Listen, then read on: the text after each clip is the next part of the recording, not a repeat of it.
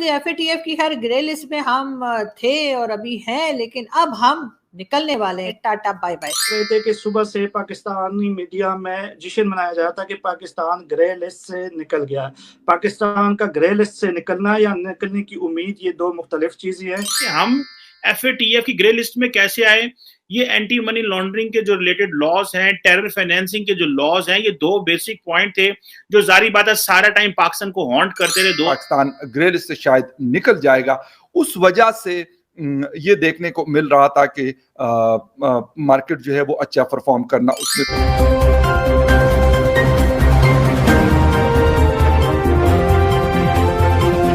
नमस्कार मित्रों, India first के इस नए एपिसोड में आपका फिर से स्वागत है। दोस्तों, जैसा कि आप जानते हैं कि पाकिस्तान पिछले कई सालों से एफएटीएफ के ग्रे लिस्ट में शामिल है।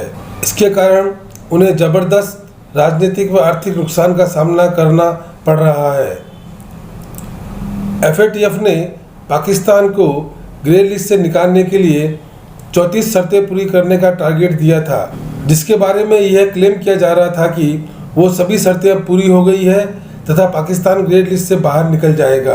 इसके बाद उन्हें लग रहा था कि वहाँ डायरेक्ट फॉरेन इन्वेस्टमेंट बढ़ जाएगा, डॉलरों की बरसात होगी तथा पाकिस्तान की आर्थिक दुर्दशा भी ठीक हो जाएगी। इस खुशफहमी के चलते पाकिस्तान में प्री सेलिब्रेशन भी शुरू हो गया था, लेकिन आज जर्मनी में चल रहे एफएटीएफ कमेटी ने पाकिस्तान को ग्रे लिस्ट से बाहर निकालने से मना कर दिया है। इस तुषाराघात से पाकिस्तान में जबरदस्त मायूसी का माहौल है तथा वहाँ ब्लेम गेम भी शुरू हो गया है। इस झटके को पाकिस्तान मीडिया किस तरह से ले रही है, आइए इस इंटरेस्टिंग वीडियो को देखते हैं। जय हिंद। एफएटीएफ की ग्रे लिस्ट में पाकिस्तान बहुत टाइम से है और आप सब जानते ही हैं। मैंने तो ब्लैक और रेड कॉम्बिनेशन का ड्रेस भी बनाया था, याद है आप लोगों को? बिल्कुल बिल्कुल। तो क्या करें जी, लेडीज का यही प्रॉब्लम होता है, चाहे वो एफएटीएफ की ग्रे लिस्ट हो या कुछ, हमें कहीं ना कहीं से ऐसा आइडिया मिल जाता है कि ड्रेस में क्या कॉम्बिनेशन होना चाहिए कलर्स का। तो बिल्कुल जी एफएटीएफ की खैर ग्रे लिस्ट में हम थे और अभी हैं, लेकिन अब हम निकलने वाले हैं। बिल्कुल जी, एफएटीएफ की जो शर्तें थी पाकिस्तान ने वो सारी की सारी जो है वो ऑलमोस्ट कंप्लीट कर दी हैं, और किस्म के दूसरे जो हैं बहुत ज़रूरी किस्म के जो एक्शंस थे पाकिस्तान को लेने चाहिए थे हमेशा शुरू से, वो पाकिस्तान ने कोशिश की है कंप्लीट करने की। और ये तो खैर बहुत पहले हो जाना चाहिए था, लेकिन फिर भी अगर अभी भी हो गया है तो ये बहुत अच्छी बात है।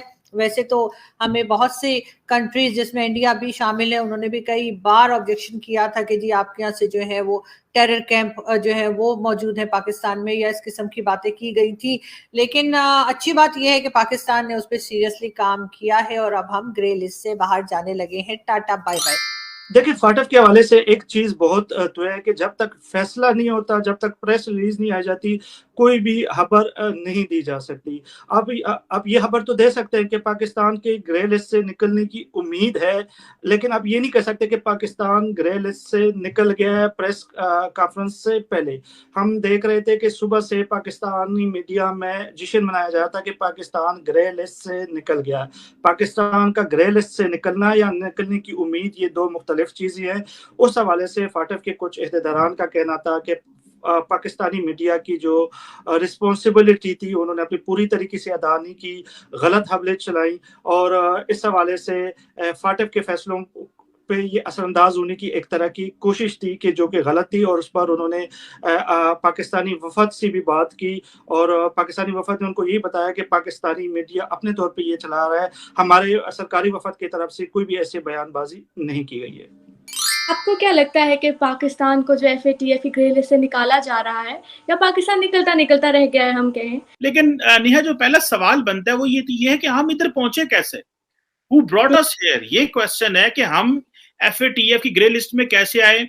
ये एंटी मनी लॉन्ड्रिंग के जो रिलेटेड लॉज हैं, टेरर फाइनेंसिंग के जो लॉज हैं, ये दो बेसिक पॉइंट थे जो जारी बात है सारा टाइम पाकिस्तान को हॉन्ट करते रहे। 2018 से लेकर 4-5 साल गुजर गए, और आप इमेजिन करें कि पाकिस्तान को तकरीबन $38 बिलियन से ज्यादा का नुकसान हुआ है। इन टर्म्स ऑफ हमारी जीडीपी ग्रो बेहतर कर सकती थी, हम बहुत ज्यादा तरक्की कर सकते थे, लेकिन क्योंकि हमारे सारे का सारा बैंकिंग रिजीम जो है वो आउटडेटेड था।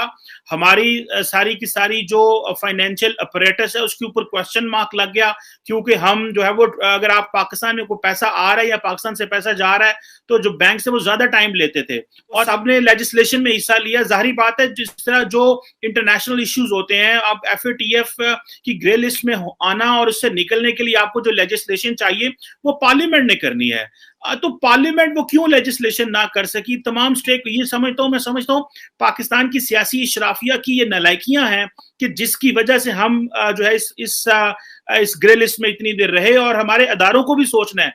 देखिए पाकिस्तान जो है वो UN security council resolution 1267 and 1370 और 1373 समथिंग जो सिक्योरिटी काउंसिल रेजोल्यूशन है जो हाफिज सईद के ऊपर था, कि उनके ऊपर चार्जेस थे कि भाई वो उन्होंने जो है वो एंटी मनी लॉन्ड्रिंग लॉज में वो उनको क्यों नहीं पकड़ा गया, या टेरर फाइनेंसिंग में हमने उनको पकड़ा तो क्यों सजाएं नहीं दे रहे। ये तो भला अमेरिका का जिसने हमें इन सारी चीजों में फंसाया, उसने कहा भाई ये अफगानिस्तान से अब हम जा रहे हैं, आप तालिबान को टेबल पे नहीं लेके आ सके प्रॉपरली, आप तालिबान से वो नहीं करवा सके जो आपको चाहिए था करने, तो हम आपको जरा आप थोड़ा सा जो फाइनेंशियल इंस्टीट्यूशंस हैं और जो जिसे कहते हैं ना कि जो इंस्टीट्यूशनल जो रिजीम्स जो है उनमें थोड़ा फंसाते हैं।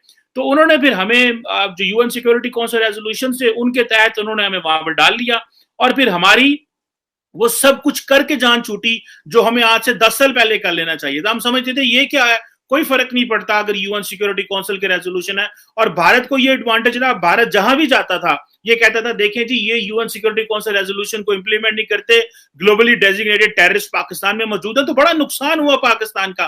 क्वेश्चन तो ये है कि इस सवाल का भी जवाब दिया जाए कि क्यों, कौन थे वो लोग या किन लोगों की नालायकियों की वजह से इन लोगों को सजाएं ना हुई और पाकिस्तान को नुकसान हुआ। और जैसे मैं पहले कह रहा था अरबों डॉलर का नुकसान हुआ, हमारे बैंक्स पूरी दुनिया में ऑपरेट न कर सके। रिसेंटली आपको पता है कि अमेरिका में न्यूयॉर्क के अंदर आई थिंक पाकिस्तान के एक नेशनल बैंक को पेनल्टी पड़ी है। सो हमें अपने जो बैंकिंग सिस्टम है उनको अपग्रेड करना है, और जो जिस तरह दुनिया में बैंकिंग सिस्टम चल रहा है, ट्रांसपेरेंट है, ट्रांसपेरेंसी है, अकाउंटेबिलिटी है, मेरिटोक्रेसी है, ओपननेस है, ये लेके आनी पड़ेगी, तब जाके दुनिया हमारे साथ काम करेगी। और FATF ने कहा भी कि जो कंडीशंस हमने लगाई थी वो पाकिस्तान ने पूरी कर ली, लेकिन इसके बावजूद भी Pakistan will remain in a grey list of FATF। हालांकि बात ये हो रही थी कि शायद वो अनाउंस कर लेंगे और उसके बाद उनकी टीम ने भी आके चेक भी करना है कि यार वाकई में ये आगे जाके इसको कंटिन्यू रखते हैं कि नहीं रखते। ये बड़ी एक अहम चीज थी और पाकिस्तान को शायद एक रिलीफ मिल सकता था, लेकिन अनफॉर्चुनेटली ये चीज नहीं हो सकी क्योंकि स्टॉक मार्केट आज थोड़ा सा बेहतर परफॉर्म कर रही थी और न्यूज ये आ रही थी कि शायद पाकिस्तान के हवाले से जो खबरें आ रही हैं FATF के हवाले से और इस हवाले से कि पाकिस्तान ग्रे लिस्ट से शायद निकल जाएगा, उस वजह से ये देखने को मिल रहा था कि मार्केट जो है वो अच्छा परफॉर्म करना उसने थोड़ा बहुत अच्छा तो नहीं लेकिन 500-600 पॉइंट्स तक ऊपर चला गया था। लेकिन अब ये खबर क्योंकि 7:30 टाइम था इसका कि 7:30 एक जो एलामिया होगा, एक प्रेस रिलीज होगी, वो आ जाएगी और फाइनली वो चीज आ गई। लेकिन हमें जो ये खुशखबरी बहुत सारे लोग इंतजार कर रहे थे इस बात का, लेकिन क्योंकि मैं आपको ये नहीं कहता कि मैं तो खुद बर्लिन में नहीं था, हमारी जो मिनिस्टर है हिना रब्बानी कर साहिबा वो अभी भी वहां पर मौजूद है और उन्होंने वहां पे मीडिया टॉक भी की, DW को उन्होंने इंटरव्यू दिया था और कुछ मीडिया से उन्होंने बातें की और पाकिस्तान के लोगों को भी उन्होंने सुबह ट्वीट करके कहा था कि आप लोग पहले ये खबरें ना फैलाएं, क्योंकि जब तक अनाउंस नहीं किया जाता तो उस वक्त तक वही वाली बात है कि जब तक आखिरी बॉल नहीं फेंकी जाती और आप मैच नहीं जीत चुके होते तो आप ऐलान नहीं कर सकते, आप अनाउंस नहीं कर सकते कि आपने ये वाला जो मैच है ये जीत लिया। तो हम अभी तक उस मैच में फंसे हुए हैं, यानी FATF की ग्रे लिस्ट में इस वक्त भी हम फंसे हुए हैं और देखें अब अक्टूबर में क्या होता है। ये ना हो, क्योंकि मुझे ऐसा लगता है कि ये ना हो कि कोई नई कंडीशंस इन 3 से 4 महीनों में कोई नई चीजें ऐसी आ जाएं कि जिसकी वजह से FATF फिर डिमांड करे कि भाई अब भाईजान आप लोग ये पूरी करेंगे तो उसके बाद हमने डिसाइड करना है कि आप लोगों को ग्रे लिस्ट से निकाला जाएगा या नहीं।